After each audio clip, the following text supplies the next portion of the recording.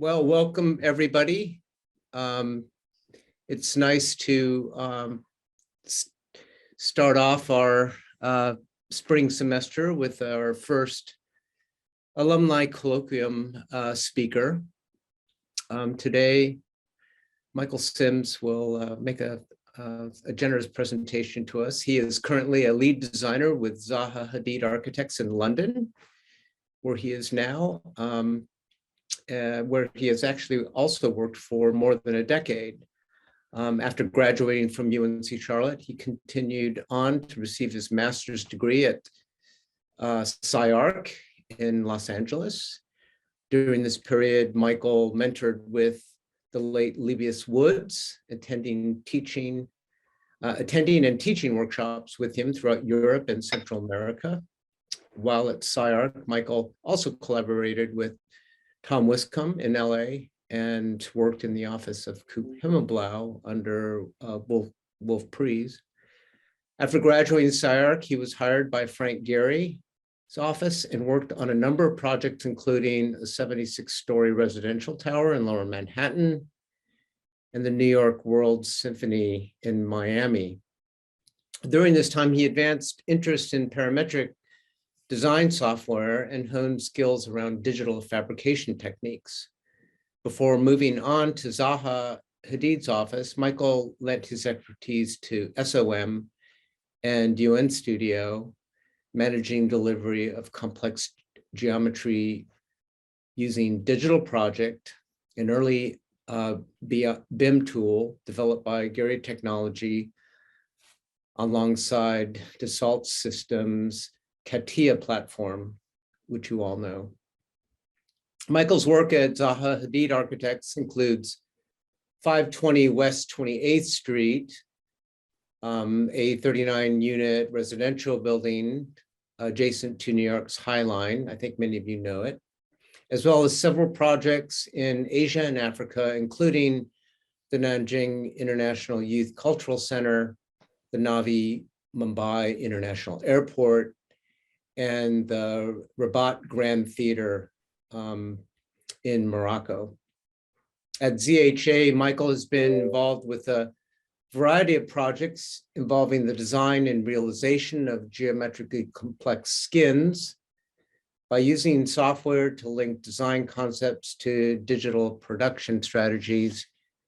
He was an early proponent of parametric workflows and processes that enabled formal complexity, but also allowed construction to be cost-effective, commonplace, and personalized.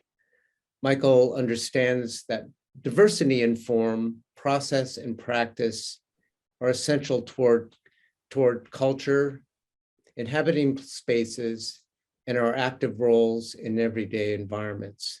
Thank you, Michael, for returning to the school to address this today. Excellent. Thank you, Peter. Thanks for having me back. It's been 20 years, and yeah, I've got a bit to share, and pretty much would like to share this journey with you guys. That's taken me through many offices and around the world, kind of in pursuit of some personal interest in some things I kind of have believed in for a while around technology and design and architecture. So thanks. Yeah. So I arrived at College of Architecture in 1995.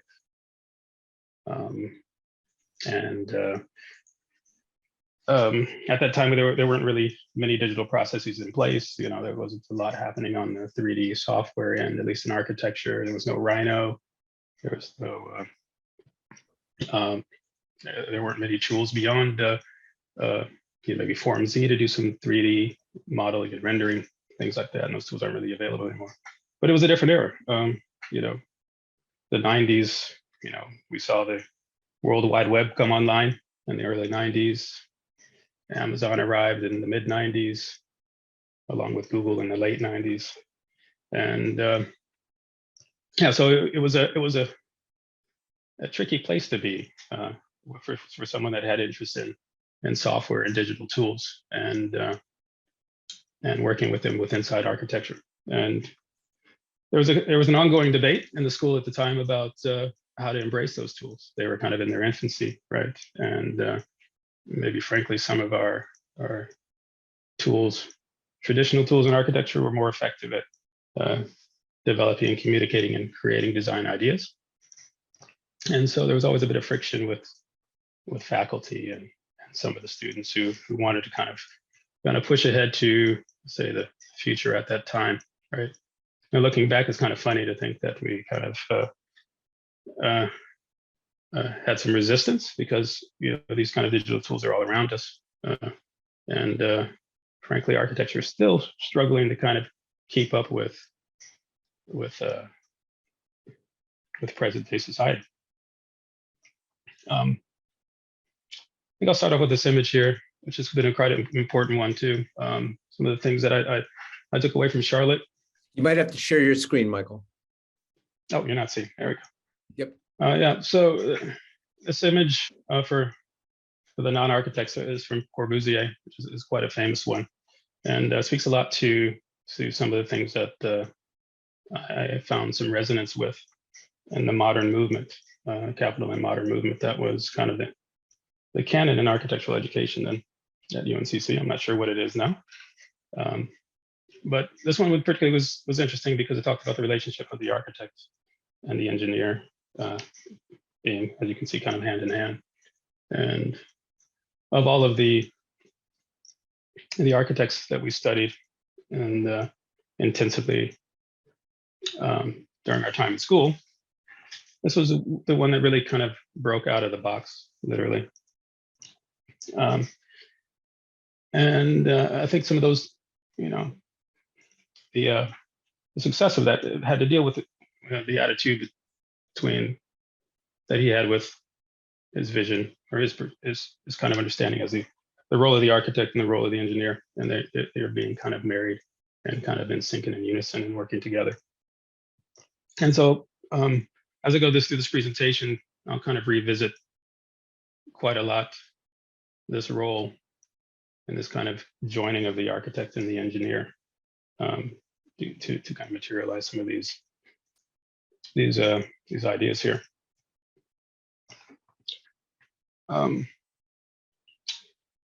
So finding my way through school, I felt a certain resistance to designing boxes, white cubes, and capital and modernism, and so I sought out other inspiration, let's say. I spent a lot of time in the library, in the Stores building, which I was surprised that a lot of students really didn't spend time in a library. I'm not sure how it is now. People are on the web a lot, but most of the students were at their desks most of the time, doing design exercises and doing their projects kind of within their own kind of creative limits. And I wasn't satisfied with, let's say, the modernist education at the time, and it just didn't resonate with me. I was bored with boxes and things, and I needed something that was a bit more emotive, something that was a bit more personal, and things that were more poetic and that were expressed in drawing in a different way. And so I found Lebbeus Woods, and this radical reconstruction kind of became the Bible and sat on my desk for a long time, and I constantly revisited not just the seductive drawings, but also his writings, the kind of sociopolitical perspectives he took towards architecture, and the stances he took on particularly things that were happening also in the mid-90s in Eastern Europe. This is an image from Sarajevo, right? And the drawing illustration on the left talks about kind of a real-time or adaptive use of buildings that have been damaged by war. So over the years after I left SCI-Arc, I was able to kind of link up with him and mentor with him, and do a series of workshops. First, I attended a workshop, and then I went back to kind of teach a few workshops with him around the world. which is quite exciting. And he's trained as an architect, studied as an engineer, has an undergraduate degree in engineering and a master's in architecture. And he worked with Saarinen in the 70s. And at some point he decided that he was not satisfied with the practice of architecture, and his contribution was going to be through drawing and lecture and writing and illustration about concepts that really could not be materialized within the kind of socio-political framework of the world at present. So he was a big champion. And he's a second architect I found some resonance with John Hayda, right? And of the New York Five that we studied quite intensely at Charlotte. He was the most interesting of this particular book, Architectures in Love. Also stayed on the desk quite a bit, and it was a good place to kind of go and to revisit and to find inspiration and to read some of the writings, poetry, and study the drawings and understand the buildings are kind of bearers of inspiration, and they had narrative to them as well. There's an illustration from the book as well. A few more images of his work. A few years later, kind of jumping ahead, I got into some digital work, and I ran into the work of Bernard Cash. I'm not sure if anyone's familiar, but he was one of the earliest kind of explorers of architectural parametrics.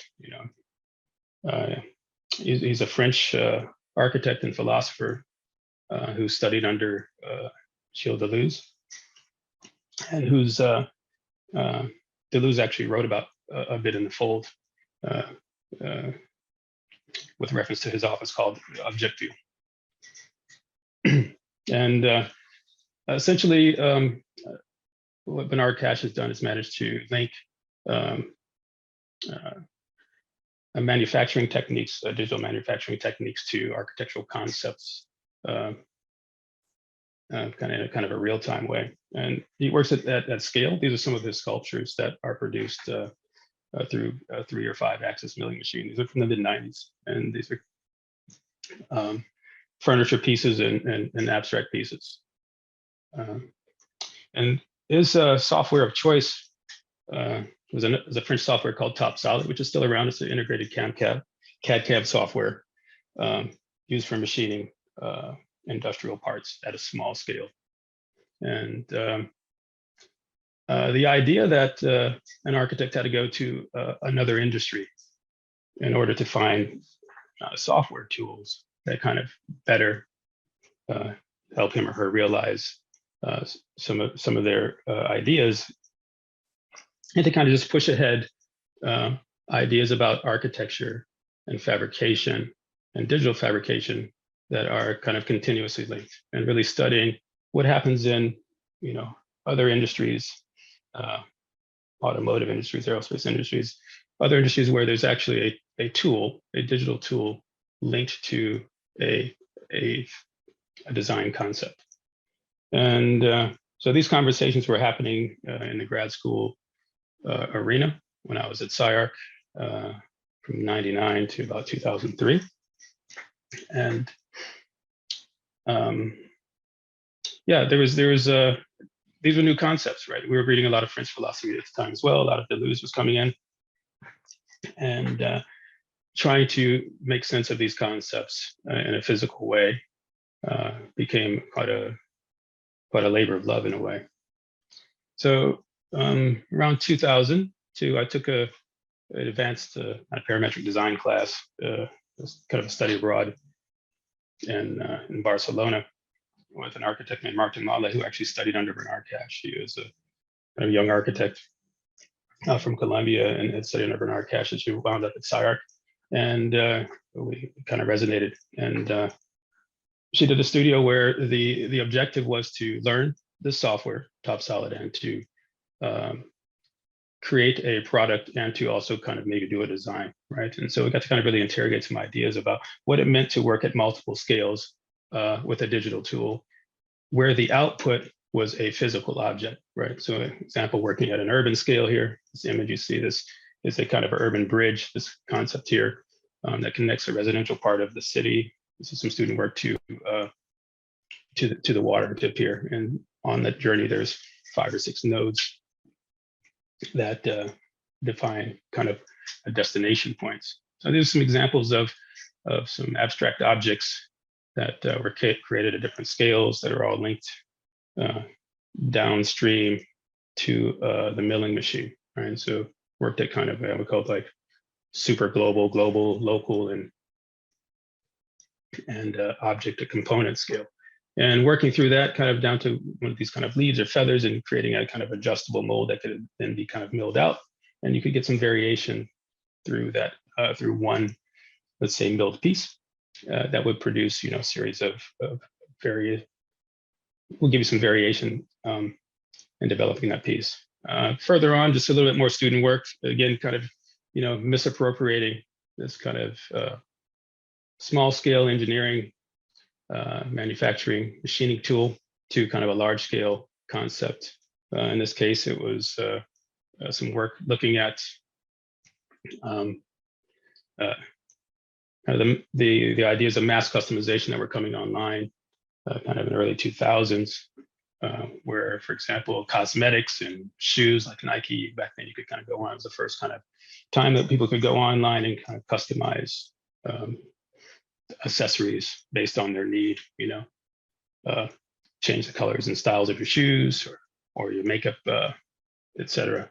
And so this actually project is a distribution center that looks at using really large scale architectural building components, like a Butler steel frame system. It's kind of large span system, tilt up concrete, which we kind of see happening a lot now with Amazon and how they're building their stores. So this is actually exploiting, you know, the kind of speed and efficiency at which they could build large distribution centers, like 1 million square feet within, you know, a matter of 3 months. So it's kind of scaled that up about 5 or 6 times. So it's kind of a hub of multiple distribution centers, all kind of designed on this engineering tool. So getting a couple of images from some of that student work, and always making a lot of physical models too in the process while doing the digital stuff.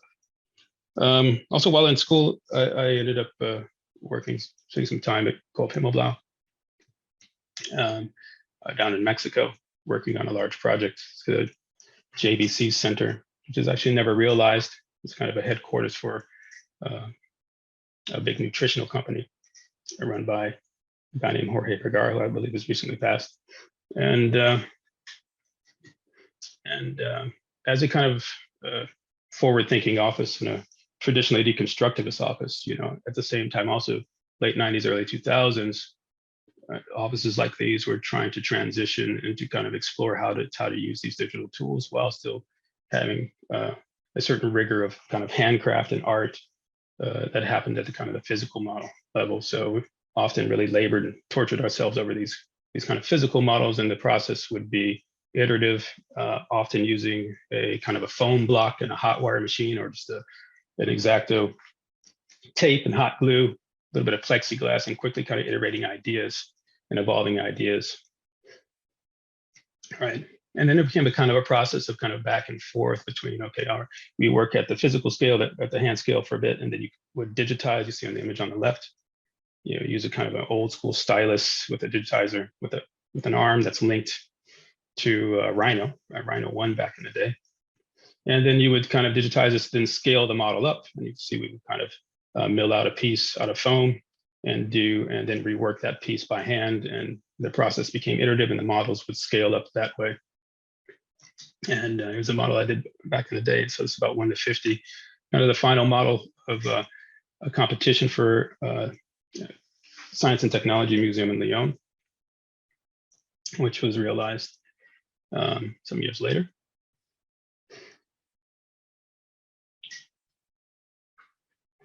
And here's a lobby space.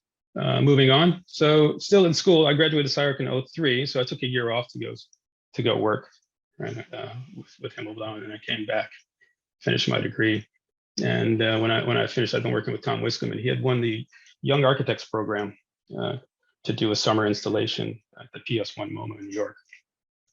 So after I finished graduation, I kind of immediately went out there and assisted him with the realization of this project. So this is, again, the kind of same process, a really quick, sketchy design model that turns into a kind of a digitized Rhino version that ultimately gets translated into our final product here, which is the event space. A little bit of the process here of really just being outside with a laptop. Back then, there was, literally building directly off of the 3D model on a laptop outside. Kind of an interesting image of in Queens. We kind of hijacked the space under the BQE and set up shop. And it being a kind of an installation, there really was kind of a shoestring budget. I think it's about $60,000 to build the entire structure, and 50,000 of that went to the metal worker. But it was kind of a fun process to kind of go through and then to really build something directly out of a 3D model right off of a laptop. And the kind of challenges of that process. But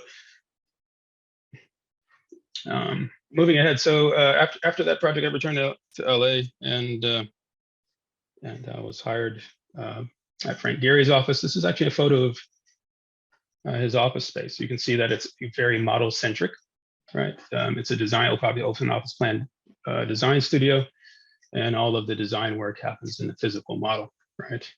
And I was never really a fan of the work. However, the technology in the office, it was extremely interesting to me. So I went there to kind of learn some of the technical ropes and learn CATIA, which is the software that he borrowed from the engineering industry, aerospace engineering industry, to realize his designs, largely because the complexity of them could not be documented two-dimensionally. Right, this is the traditional way, and still the current way in which architects deliver their work is by making two-dimensional representations of their three-dimensional buildings. So this is a very rigorous process of working in the physical model constantly and scaling it up in a very similar process. One of the first projects I did there was the New World Symphony. Some examples, some models I made, and the objective here, Frank wanted to do an asymmetrical concert hall. Right, and it would be a flexible concert hall that would have different configurations for different events. See, in certain areas we got a retractable stage and also a retractable seating area. It allows you to kind of have an open office or open floor plan for different kind of events, whether they're related to music or performance and art. And worked a lot in the physical model, right? A very inside-out process. A lot of people don't think that about Gehry's office. You see these kind of extravagant forms. You think, oh, there's a lot of fluff, but it's actually a very rigorous inside-out process of programming, and then the kind of say dressing and things kind of come afterwards. So this project pretty much stayed an inside-out process because of essentially the budget, right? So it ended up being a kind of series of say interior complex objects within a box. So some shots of the model. And this is some shots of the actualized space. And a few other shots of the model here again. Kind of a box with the kind of formal objects inside, design models, and then the campus itself. So that was around 2003, 4-ish. And right at that time, Frank created Gehry Technologies, which is essentially one of the first kind of architectural BIM companies, and they use the CATIA platform by which, as a kind of foundation, to build a kind of an architectural BIM platform, and essentially hired probably about 40 or 50 really smart men and women from MIT and stuck them in a back room for a couple of years and had them develop this software to be used more specifically for architectural applications. So this was kind of the pilot, the test project that was there, right? And at some point, the team walked around with DVDs of the software, and they knew that I had done some work and 3D and parametric stuff. So after about a year of model making and paying dues, I kind of started on some three-dimensional platforms, and this was kind of the first project. So this is actually actualized as well. This is in New York and Lower Manhattan. We'll walk you through this presentation. It's going to be a bit technical, but I think it's important to kind of discuss some of the specifics of the technical parts in order to kind of keep in theme with the earlier images and conversation about the relationship of the architect and the engineer, kind of being kind of a hand in hand in a collaborative process. So again, here's a site, Lower Manhattan. Back in the day, you see the Brooklyn Bridge to the right. The site used to be a car park or just a parking lot. Again, a lot of work, rigor in the physical model. So again, the first job there would be to really make the site model. So we spend some time really cutting the site model, and these are models quite huge. They can be shipped in multiple pieces and opened up, but this is where the design work happens. This is actually, the final design was 70-something iteration of design concepts, right? So here's an exhibition of all the design models for this particular project, right? And it was about 8 months of schematic design where we did a lot of different massing studies and unit mix studies. And you can see some twisted out objects here and there, but mostly kind of extruded vertical stacking things. And it's again, you can see the amount of work that's happening in the physical model, right? The model you see here in the middle, actually Frank didn't like that one so much. This is actually a 3D printed skin there in silver, right? And you really didn't care for 3D prints. It was, even though it was painted, just the texture and the feel, it just didn't really feel, he didn't really resonate with that. So, being an older gentleman, he really liked the handcraft of it. And as an artist and someone who worked with his hands a lot, he didn't have the real patience to sit in front of a computer and look at design on a screen. It had to be tactile, and it had to be malleable. It often would come around and move things and change things. So just in terms of the thoughts and inspiration, again, back to the kind of Deleuzian and the Baroque concepts, even though Frank's not really an academic in that respect, he did kind of borrow, he did study art and really found influences. In this case, it was, kind of folds, Bernini-esque folds, right? This became kind of a thing that we've studied in terms of, how to start to kind of put together compositions in the model, right? So this is an image of the kind of a final kind of design model where there's a certain continuity of these kind of folds and creases and pinches that kind of move up to the building in certain scales.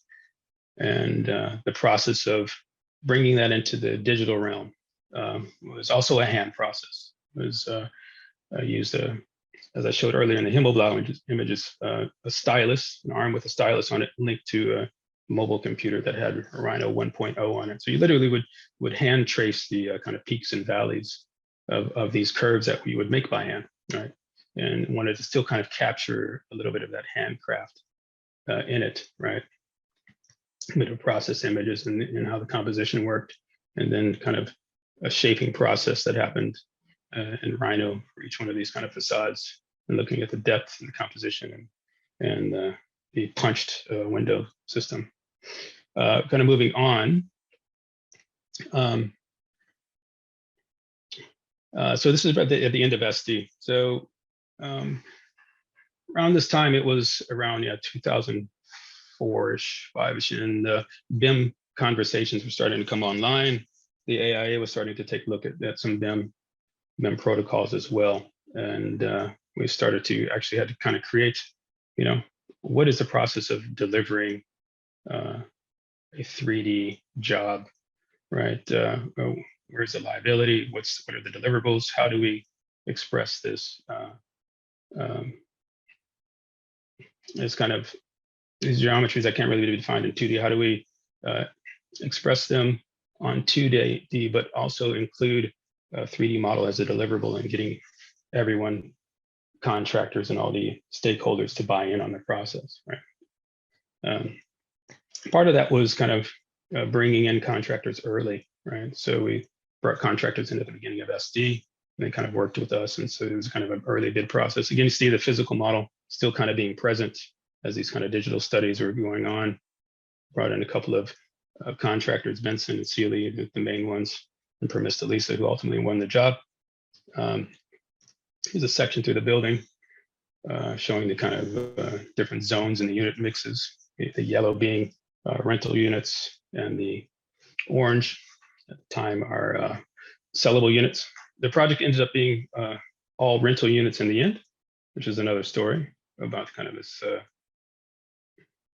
kind of changing process of reworking unit mixes. You can see kind of a typical plan, a typical T-shaped floor plan with a kind of undulating facade, series of bay windows, that's studios to 4 bedrooms, and go through a little bit more of the process of kind of how one advances this without kind of losing control, kind of pick a few scenarios, kind of best case scenarios, and then starting to advance the parametric model. Again, this is in the new kind of digital project platform at the time, which is CATIA based. So it's kind of a fully parametric modeler that allows one to kind of obviously push and pull shapes and then have a certain real-time output of downstream geometry. So we had a design surface and then a punch surface, and then the, say, weather barrier behind, defined in a wireframe.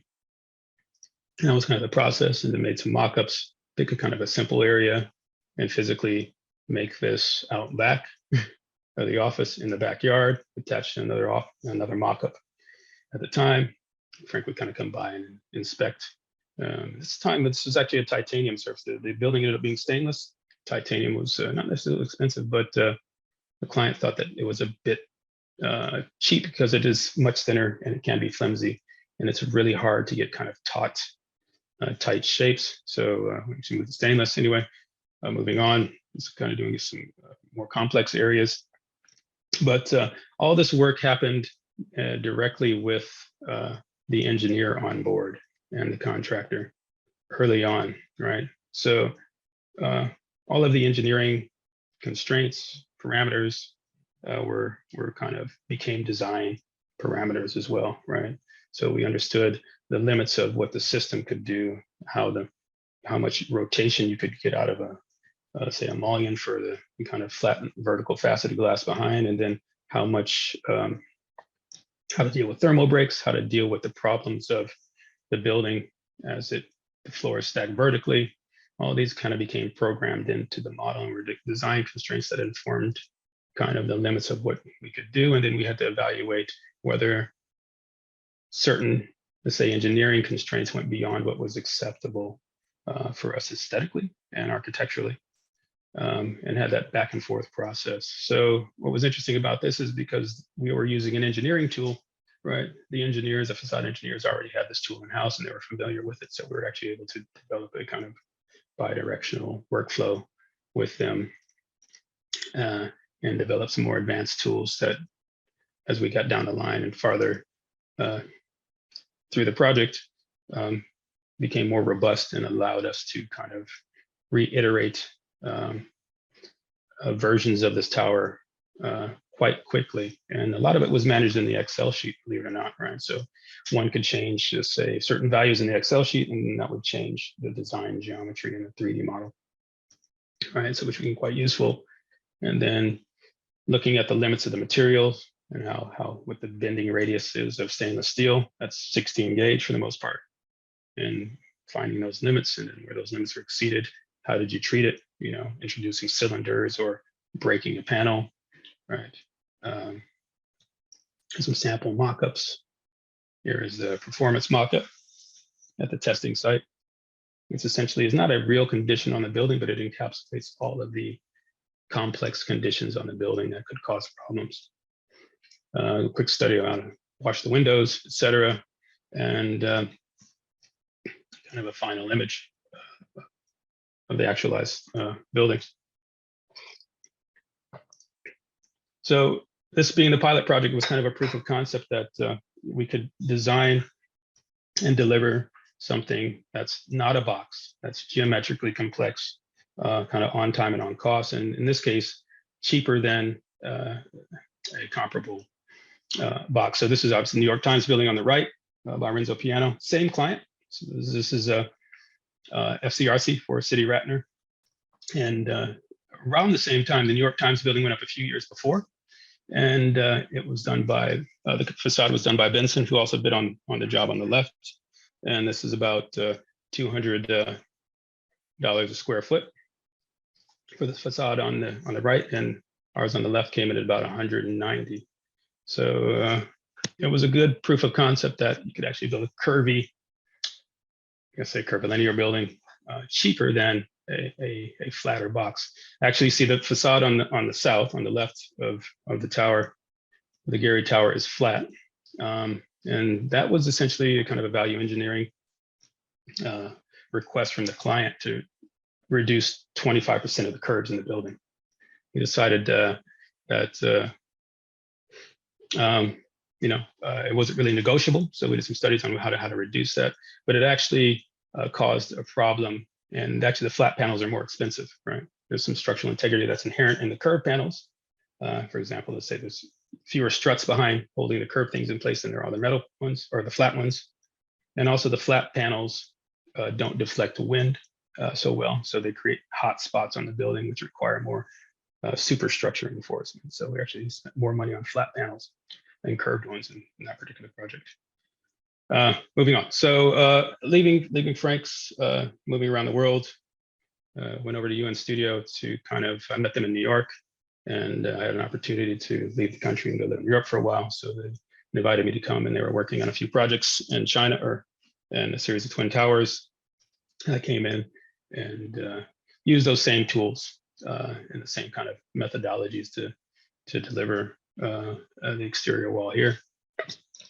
This project is a series of fins. It's a 60-something story twin towers, but again, staying in the tool, and again, using the Excel sheet to kind of bidirectionally design the facade. I won't spend too much time on these. I'll kind of click through the images a bit quickly so you get the idea in the realized project. And so, yeah, after that experience, I wanted to move to London, and Frank and Zaha were friends, and there was a little bit of overlap between the offices, so I had the opportunity to interview there. I met Patrick Schumacher at the interview, and he was doing a series of towers again in China that were on site. These are the series of towers for the Youth Olympics Games in Nanjing that were 2014. So I started there in 2012, late 2012, and the project was about 18 months till open, and it was out of the ground, and the facade had been unresolved.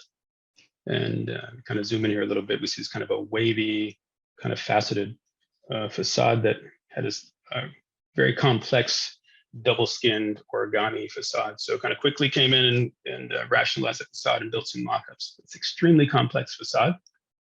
And I want to kind of show this one in a way because it's kind of a learning lesson, right? This version of the building did not get built due to its sheer complexity and the time constraints. So at the last minute, we had to kind of do a complete redesign and use a kind of a simpler kind of system. Took some kind of old design studies and adapted them to the kind of existing parametric model, and then delivered the facade on time for the opening of the games. There are a couple shots of the interior. This is a theater for the King Morocco in Rabat. This kind of was a short stint that I did after that, but spending some time on the interior instead of the exterior, right?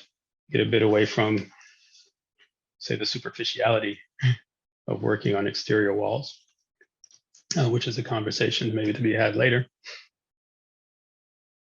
But I'm sorry, I'm going to click through these a little faster, just looking at the time. Yeah, this is a project I got involved in quite a bit earlier with Zaha. This is you can see the style here again at work in the painting.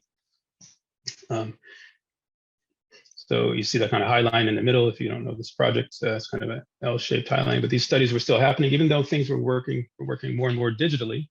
And traditionally, Zaha was working through representation of the concepts through painting in the 80s and 90s, as digital technology started to kind of take over the office, embrace those, but did not kind of give up on some of the explorations that happened in the painting as well.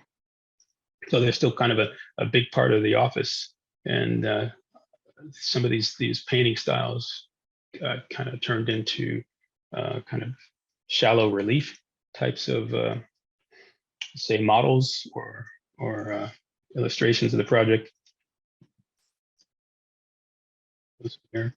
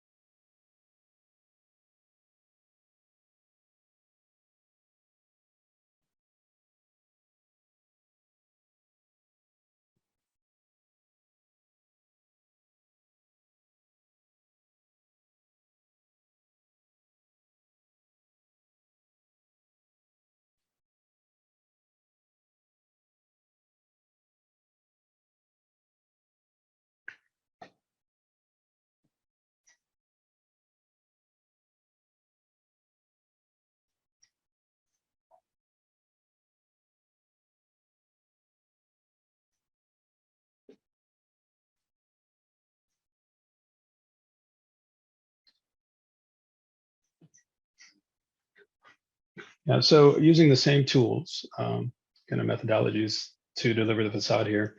But the interesting thing about, or the more interesting at least about Zaha's work in the office is that there's a bit more continuity and flow between the interior and the exterior, right? So it's not kind of just a superficial wrapping of sorts, like where Frank, you have a really well thought out program on the inside, and you can maybe kind of wrap and do your kind of artistic gesture on the envelope. Here it's a bit more of a fully kind of continuous process between the inside and out. So here you can kind of see what the facade is doing, kind of peeling and becoming the interior lobby space that eventually wanders itself down below, which is where the amenities of the space are, right?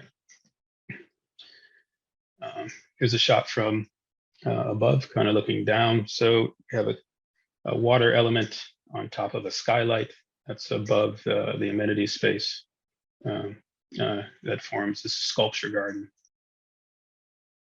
A few shots of the exterior, which is stainless steel, all natural finished. The kind of lighter stuff is a bead blasted stainless steel. and essentially an acid bath on the darker portion of the stainless steel. There's a view from the north, a bit more of a simple facade. And again, these being kind of developer projects, you kind of have to really maximize your kind of zoning envelope and footprint in order to kind of get the return that they need on these. So we don't get much work. So we had about 14 inches to play with the facade. So again, the kind of fidelity of the tools here helped really push the limits of what could do with the stainless within that 14 inches or so. Shot of the lobby, entry lobby, interior, exterior, the south facade, interior unit. The interiors again are kind of simple. Again, these kind of working with developers, they like to sell empty units for the most part, which also when you're doing a residential project, a commercial project, you have to kind of keep those constraints in mind, right? So in this case, we did a little bit of work with the ceiling, had a nice little ceiling, subtle gesture in the ceiling. See a little bit of what's happening with the interior or from the facade. And the kind of unique or bespoke part of each room wasn't just what was happening on the facade. Let's say with the Gehry Tower, you have the kind of unique riotous kind of situation of views and alcoves, but here you actually, the kitchen was the kind of central point. So we worked with Buffy to design bespoke kitchen islands and a whole kitchen counter and storage system in the kitchen that is unique to each unit, right? So obviously the size and position of the units are different, so that gives you different configurations of say kitchen island, kitchen configurations. So in this case, the uniqueness happens not so much on the outside, but it actually is interior, in the internal part of the units. From there, Melbourne was doing really well. So this project is one that actually didn't get realized. It is a kind of a similar theme, a luxury, not extra luxury, mid-range units. You can buy them they were actually sold for less than a million Australian, but similar concept of providing some views and a kind of a dynamic expression in a certain part of a lively part of Melbourne. Just have some views, renders of the interior lobby, see what the kind of facade is doing as well. Interestingly, these are two views. So the bottom right is the showroom that was built. So we actually sold quite a few units, and the image on the left is a render of the final. So there's actually an existing building on the site. It's an old police station, and so we actually built a showroom inside the police station here. So there's another column in the middle, in the bottom right. So using that space. Ultimately, the project got canceled. The client was able to sell the building and make a higher return off the sale of the building instead of building the architecture, which is a bit sad because the team spent a couple of years kind of advancing and developing this thing. And people actually bought units and they had to refund them. But so goes it.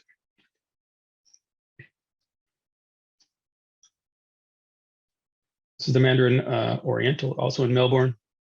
This is in progress. Should be complete 2023. Another residential project.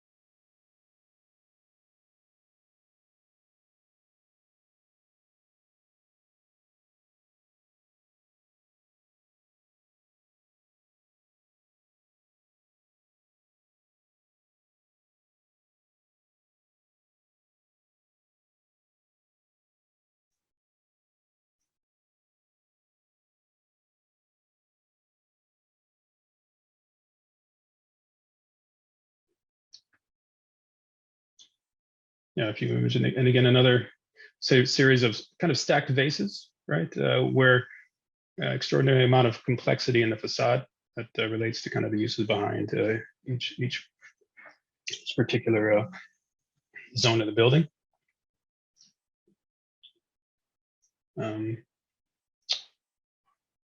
This is another project. I'm sure you're familiar with this. This is in Hong Kong. Got interesting, another developer project. Of course, it's downtown, or as we call it, like central Hong Kong, and essentially, Chinese Hong Kong government put up for auction a parcel of land, I guess about 5 years ago now, 4 years ago now, in order to kind of, to build more office space, in order to kind of bring down the cost of office space in Hong Kong, particularly in central Hong Kong. There hadn't been any new construction project in central Hong Kong since the mid 90s, and rental prices were astronomical, and so the government decided to kind of auction off existing. It was kind of a public toilet and a parking lot, 4 or 5 stories, in the center of Hong Kong. And I think at the time it was kind of the highest real estate sale. It went for about $3.5 billion just for the lot. And so the Henderson Group, they won this job, and they had a invited competition that we participated in, ultimately won. And yeah, this is the project.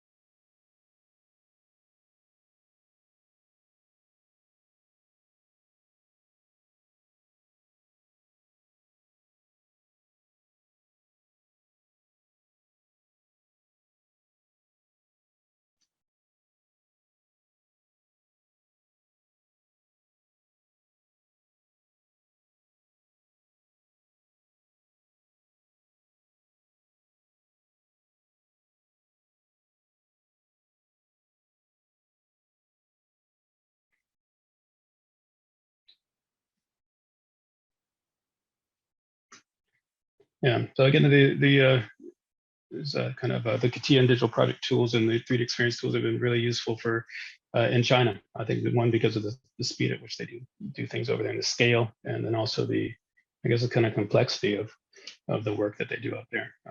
It's a kind of real playground for architects, right? They really enjoy building things that are cultural monuments of sorts, right? And so it makes sense that the kind of tools would kind of catch on there. And yeah. Continuing on, around the corner, mainland China. This is another one under construction. This is for Oppo. It's a cell phone company. I actually hadn't heard of them before this project, but they're kind of one of the top 5 in the world, largest cell phone companies in China. In Shenzhen, obviously we know Shenzhen. Obviously, it's kind of one of the special economic districts, right, where we saw a lot of our goods in America made there in the 80s and 90s, and so kind of the next generation of citizen is there. You have the children of the people that kind of were the makers there now are it's become a kind of quite a big tech hub, right? And so they were interested in commissioning something that kind of exemplified their brand.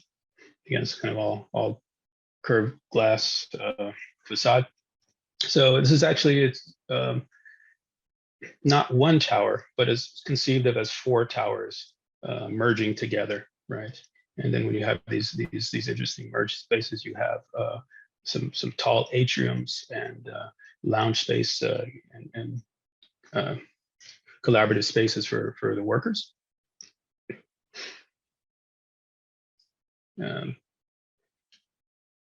So you get an idea of quite nice workspaces here too. Kind of click through these a little bit quicker. It's kind of in the interest of time. The kind of the views from the top, obviously. So yeah, I was able to move back again between kind of cultural projects and I guess commercial towers. In this case, it's a Philharmonic in Ekaterinburg in Russia. That is in progress.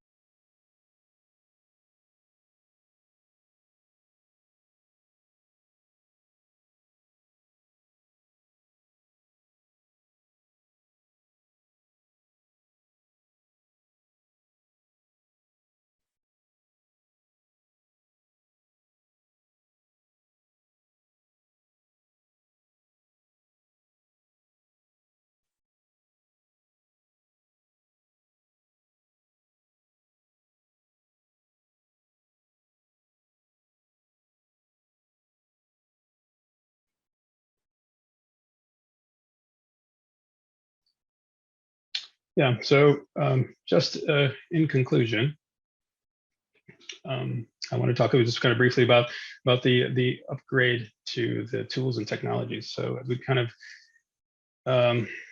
talked early on in the conversation about the status of 90s technology versus where we are now. I just kind of want to point out that using some of the kind of this is the current state of, say, the CATIA tool, right? This advanced parametric modeling and product delivery tool, right? So everything is on the cloud now, right? So when we started, 20-something years ago, when there wasn't even Google, you can actually access all of these tools now directly on the cloud via, go to the web browser. If you have a login, you can essentially log in, and all your files and even your 3D modeling applications are all in the cloud. So you actually essentially don't even need a CPU and run this off of a phone or a tablet. And so I wanted to kind of share with you a little bit of this process, maybe for the students, right, to kind of reflect on the kind of the current set of tools that that one uses. So is this short clip, I'll just kind of conclude with this kind of quickly of kind of talk I gave a few years back, which is called the symposium called Beyond BIM, right? Looking at kind of the next generation of tools. So again, to kind of to bring back the interest here, we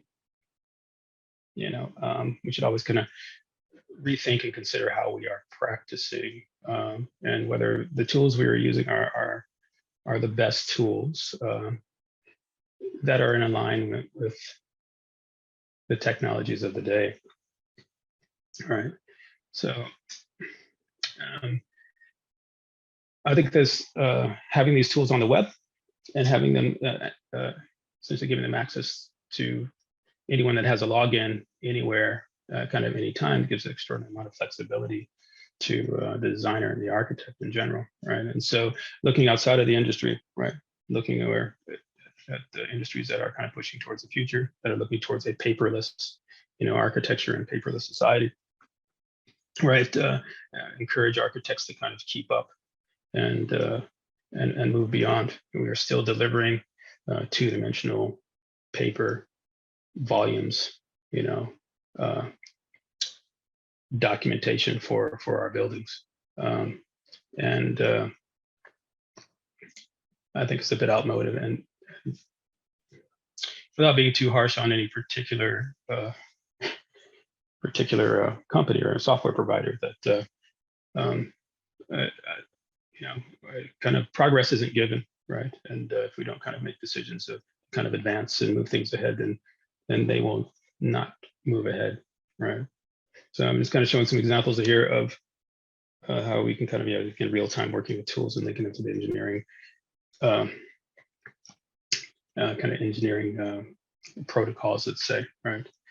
Being able to have a database of information, not just geometrically, but also kind of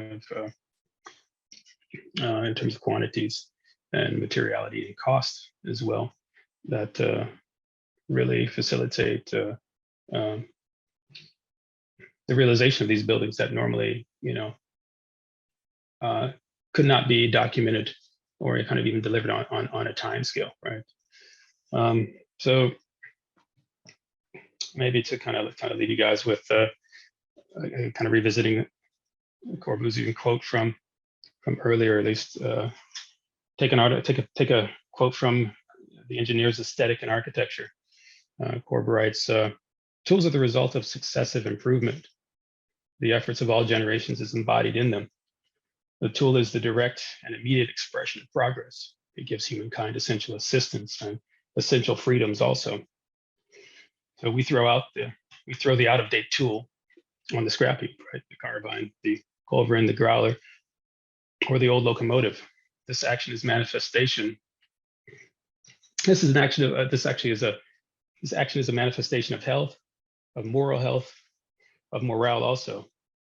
It is not right that we should produce bad things because of a bad tool, nor is it right that we should waste our energy, our health, or our courage because of a bad tool. It must be thrown away and replaced. I kind of leave it there for questions now. Thank you.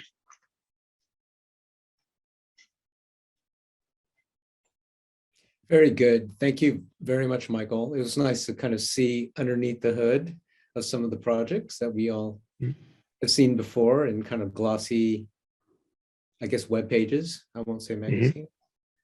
I'm going to open it up to the audience here. That's here. We have just a few minutes. I was hoping we could end maybe 10 minutes before studio. But if you have a question in the chat, please leave it, or just go ask Michael directly from here. I see a few things popping up in the chat. If anybody wants to shout out.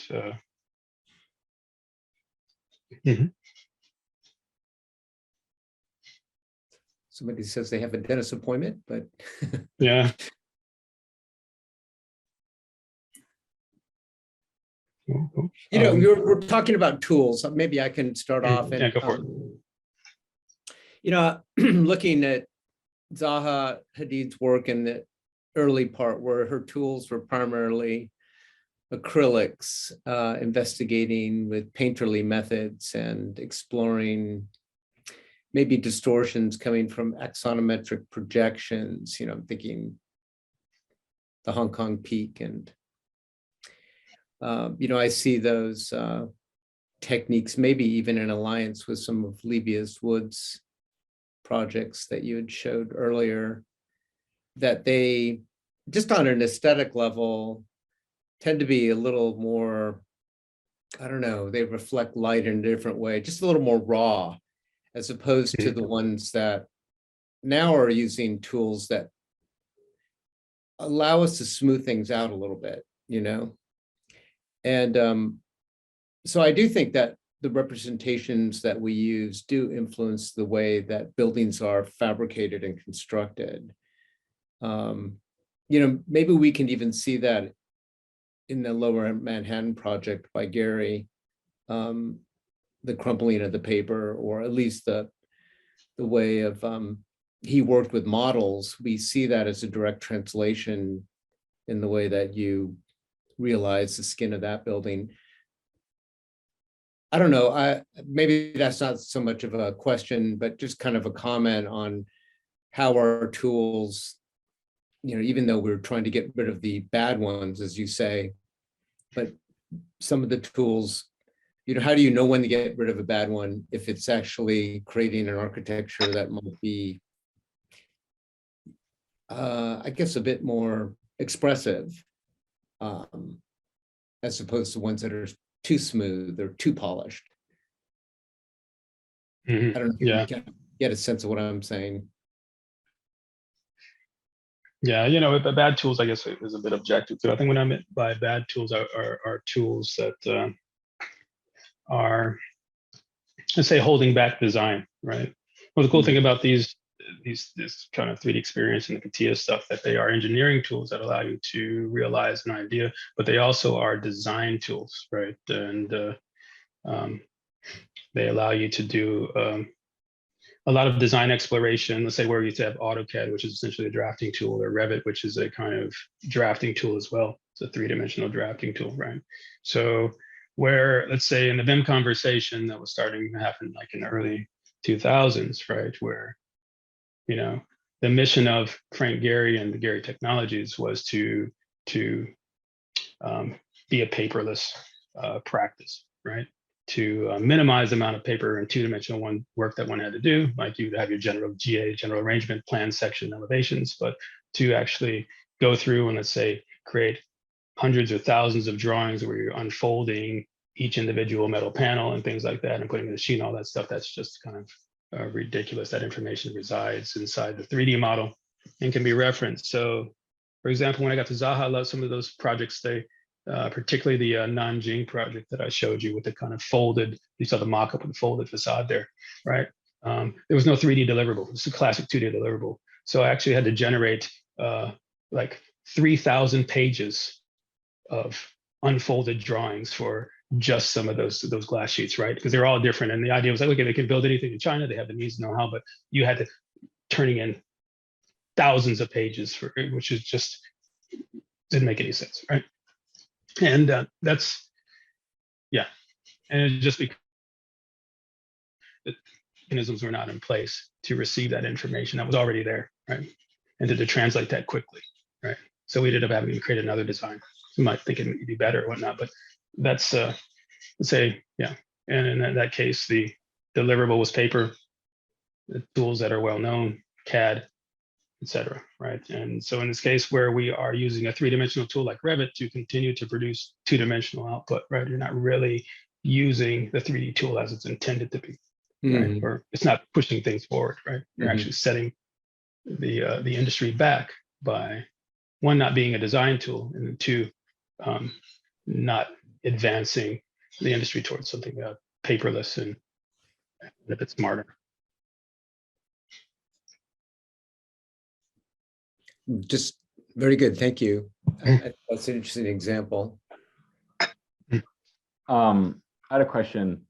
Elliot. Hey, I'm Elliot, a master's student. So as I'm kind of looking at all these different kind of forms and the generation, and they're very, very kind of inspirational and beautiful and have this kind of natural element to them. But also that, like, in all of these kind of typologies, they have a kind of a higher kind of client base or these kind of larger projects. And that's kind of an effect of the tools and needing to be in a kind of from a larger, like, firm. But do you see these tools being kind of accessible in the future for kind of lower scale design or smaller scale design? And like, do you feel this kind of wave of kind of like this neo-futurist look extending into aspects of maybe a kind of commonplace architecture, or maybe there's kind of towns and cities that develop in this type of style because of the ways that the tools start to develop, and this way of construction starts to get cheaper and cheaper with the ways that the tools kind of affect society? Yeah, that's an interesting question. I think what I was showing in the last little video clip there is how the tools evolved to being a cloud-based tool, right? So no longer, so back in the day, you would have to pay Frank Gehry $50,000 for a seat of the digital project software, where now it's you can essentially rent, or you subscribe to it, right? You get a login, you do it anywhere, you can subscribe, and then you can actually subscribe to particular apps that you want, right? So you can really bring the cost down to like a couple of $100 or something, right? And that way that's becoming more accessible and personalized, right? So yeah, so they're there for everyone, right? You don't need to have a powerful machine to run these things anymore. Again, the engine's going to run off of the bandwidth. So as long as you've got a good internet connection, right, you'll be able to do your modeling applications based on your bandwidth and things like that, and save them to the cloud, right? So run it off your tablet and things like that, right? So, and that way I kind of wanted to show that stuff, not to kind of sell any particular product, but just kind of show the evolution of a set of design and manufacturing tools that this is what other industries are doing, right? This is what, so this 3D experience platform is being also used in the medical field now too, right? So once you're on the web and you have access to all this information, you can literally aggregate all of that into any kind of concept you want. All right, so I think that's quite extraordinary to have that at your kind of fingertips. And what we do with it, what our design sensibilities are, those are individual. The tool doesn't create the design for you, right? Our ideas, our instincts, our design instincts, sensibilities create the designs for us. And those are the lessons I took away from Frank Gehry's office, right? Because they don't design in the tool. You could, but they design in a different way, right? And the software is there to help realize those ideas. A good question. Thanks, Elliot. That kind of gets you. Got another one? Thanks. Yeah. I missed some of that, but yeah, appreciate it. Maybe we could do one more, Michael, before I still Sure, like, yeah. Anybody else here? I'm looking in the chat. Everybody thanks you very much for a wonderful presentation. Oh, thank you. Yeah. Yeah, great. Yeah, there's a lot to kind of talk about there, but I don't want to get a lot of things kind of out there, so to absorb. I like the Gehry example because you just have a clear sense of how it's built. The different strategy of having the substrate hold all the fenestration and allowing the with the punch windows, and then the other aspects of the surface running more free. And that is a certain logic with regard to the way you put together buildings that makes it easier to be expressive, but then makes the standard window system buildable. Yeah, exactly. There's a lot of off-the-shelf stuff, right? All the things behind are, unistrut and things like that. The glass is flat, vertical. It's very smart. The surfaces are developable and they can be rolled out of flat sheets. And so, yeah, that's a pretty special lesson to learn. Where Zaha, things are quite bespoke, right? And, right, exactly. Every component, which runs the cost up, and which makes it harder to do more commercial projects. So you saw like the New York, the High Line, right? Yep. Those are all developable surfaces. They were essentially very well designed and digitally, and then made by hand right. by some very nice craftspeople. Where do you stand on that? I mean, just as maybe a last question, you talk about it, that these formal attributes need to be accessible too, like they need to be affordable. And I mean, you hint at the idea that there's a kind of democracy to the free surface. And do you want to try to make the system more widespread, which means also something more economical, something to improve the kind of status of our building and the respect to the urban environment? Everybody should share in that. Is that your goal, or? Well, if you want to, yeah. And I think the only reason that we make things with right angles is for efficiency, right? That was part of an era, hundreds of years old, right? And now we are in an era where that doesn't really necessarily matter, right? There's 3D printing of buildings that are going on, at least kind of building enclosures that's happening. That's kind of freeing up, let's say, formal languages, right? Cubes and boxes are cool, but they just, let's say a bit outmoded. But it just seems like there should be something, if we want to really take some cues from nature and living and biophilia and deal with organic representations or just kind of influences, or we have to get away from thinking that we have to do a right angle, or we have to make a box every time we set out to do something, right? Right.